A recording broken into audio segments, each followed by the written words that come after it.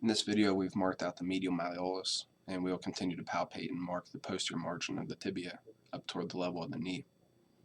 We can mark out the anterior margin of the ankle joint, and with little palpation and manipulation, we can easily mark out our talus, our navicular or cuneiform, and the entire medial column as necessary, depending on where we need to extend our incision to for a pan-talar arthrodesis or just the ankle tibio-talocalcaneal arthrodesis.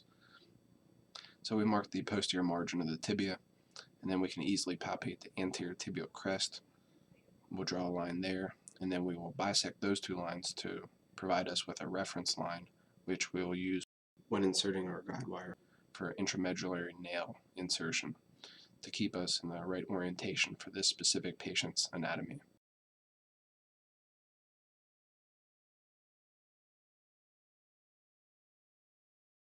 Next, we can get imaging, or if we're doing a pan-talar arthrodesis, we can look at the level of the calcaneocuboid joint from the lateral incision.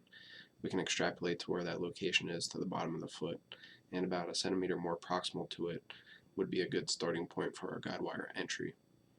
We can cup the heel to make sure that we're within the heel from the frontal plane, from medial to lateral also.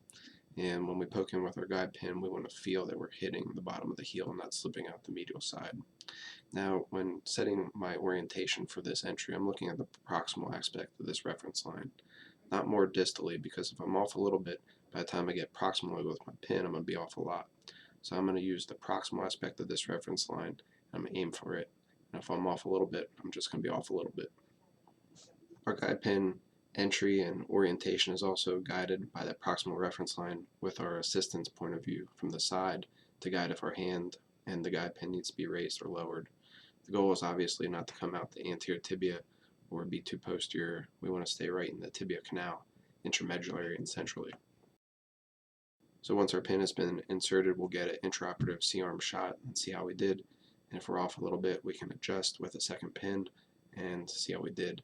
But based on the patient's specific anatomy, we hope to minimize the time spent and the frustration in getting the guide pin just right.